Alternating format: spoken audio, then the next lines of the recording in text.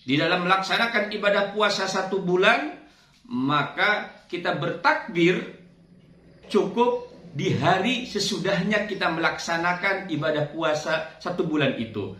Kita sholat id, sesudahnya sholat id, kita berta'amul dan bertasamuh dengan saudara-saudara kita, terutama saudara dekat, saudara yang sering kelihatan di mata kita, yang sering bermuamalah dengan saudara-saudara kita. Sesudahnya selesai, dan selesai pula kita takbir menggemakan asma Allah subhanahu wa ta'ala. Jadi sunahnya, ini sunahnya hanya sesudah selesai melaksanakan sholat Idul Fitri.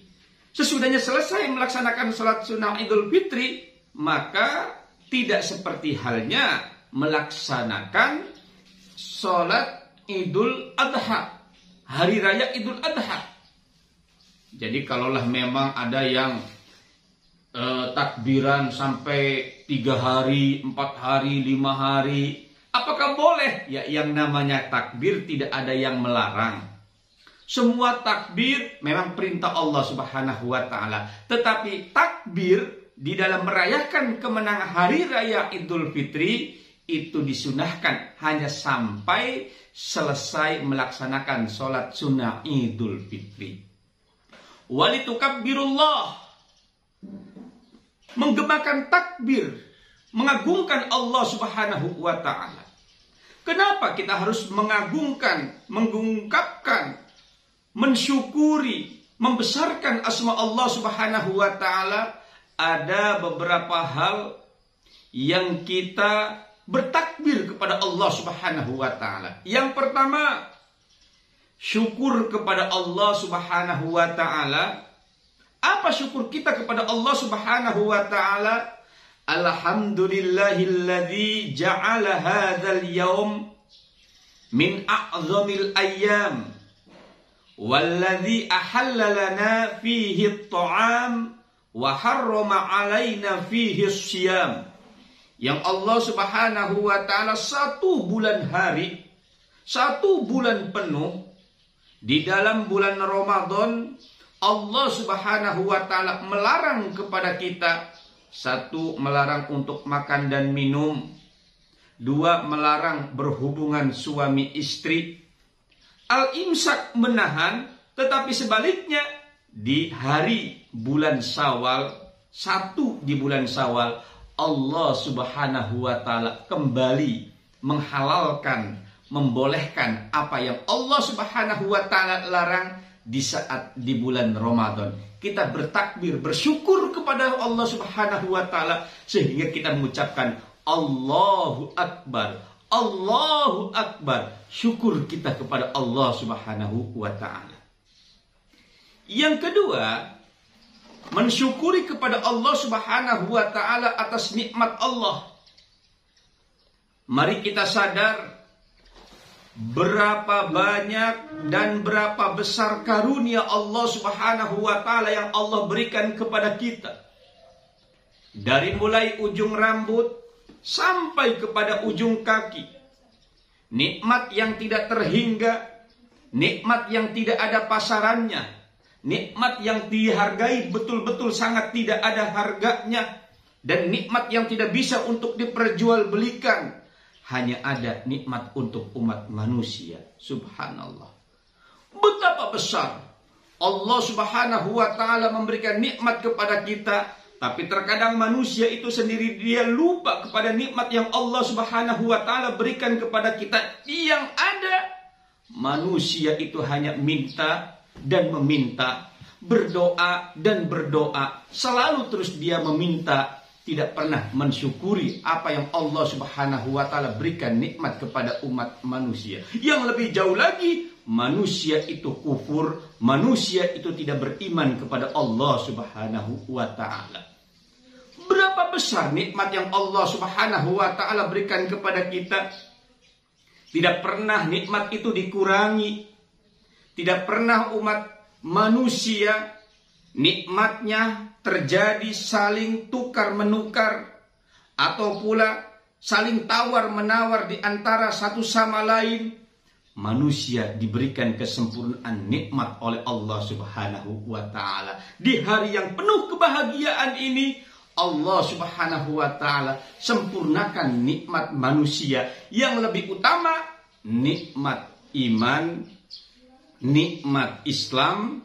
Di dalamnya Allah Subhanahu wa ta'ala berikan nikmat sehat, nikmat kekuatan, dan Allah Subhanahu wa ta'ala melindungi kepada umat manusia. Tidak ada lain yang kita ucapkan Allahu Akbar, Allahu Akbar, Allahu Akbar, walillahil hamd. Yang ketiga, kenapa kita harus menggemakan takbir? Walitukabbirullah. Kita takbir, menggemakan takbir kepada Allah Subhanahu wa ta'ala. Yang ketiga, kita mengagungkan, membesarkan Allah Subhanahu wa ta'ala. Kenapa kita harus mengagungkan, membesarkan Allah Subhanahu wa ta'ala? Takbir kepada Allah Subhanahu wa ta'ala. Manusia ini adalah makhluk la haula wala quwata. Jadi manusia adalah makhluk tidak ada daya upaya. Manusia adalah makhluk yang terbatas. Dan manusia adalah makhluk yang paling lemah di antara sekian makhluk. Manusia makhluk yang tidak memiliki kekuatan. Manusia adalah makhluk yang tidak memiliki sedikit pun kesempurnaan pada umat manusia. Maka manusia adalah makhluk la haula wala quwata. Yuk kita lihat. Memang manusia selagi sehat ia sombong. Sombong. Subhanallah. Merasa gagah. Gagah aing. Gagah reang. Kalau orang Jakarta bilang gagah gue. Kalau orang Serang, orang Banten bilang gagah kita. Merasa gagah. Tapi di saat Allah Subhanahu wa ta'ala mencoba, memberikan ujian, hanya sedikit yang Allah berikan ujian. Sakit kepala, Masya Allah. Tidak bisa nahan betapa sakitnya kepala kita. Sehingga manusia tidak punya daya upaya. Sakit perut, kita tidak bisa menahan betapa sakitnya perut kita. Manusia pun tidak daya upaya. Kita jangan ngerasa sombong. Kalau pakai sendiri hanya kena puntung rokok aja, kaki kena puntung rokok, Masya Allah, itu ngejumplitnya kayak kerbau yang kena apa itu, lari tunggang langgang. Kenapa? Karena memang tidak punya daya upaya, baru sakit. Yang sekarang punya jabatan, mungkin dia bangga dengan bintangnya, bangga dengan kepala dinasnya, bangga dengan jabatan bupati gubernurnya, dia bangga. Tapi ingat, di balik kebanggaannya, faktor usia, dia akan pensiun dan berhenti dengan sendirinya. Begitu pula faktor waktu hanya 5 tahun, pemilu kembali 10 tahun, dengan sendirinya akan pensiun. Tidak ada yang dapat kita banggakan dalam diri umat manusia. Bangga dengan uang, hanya dia sebatas mengumpul-ngumpulkan harta. Di saat harta sudah kumpul, dia pun sendiri bingung. Bahkan harta menjadi fitnah, harta menjadi musibah, harta menjadi bencana. Manusia itu sendiri difitnah di antara satu sama lain dengan harta, sehingga harta menjadi musibah pada diri manusia itu. Manusia tidak punya daya upaya. Yang maha agung, yang maha sempurna, yang maha bijaksana, yang memberi kekuatan kepada semua umat manusia, hanyalah Allah Subhanahu wa ta'ala. Maka di hari yang agung, yang mulia ini, yang pantas kita ucapkan adalah Allahu Akbar, Allahu Akbar, Allahu Akbar, walillahil hamd. Selanjutnya hadirin yang dimuliakan Allah, ma'asyiral muslimin rahimakumullah.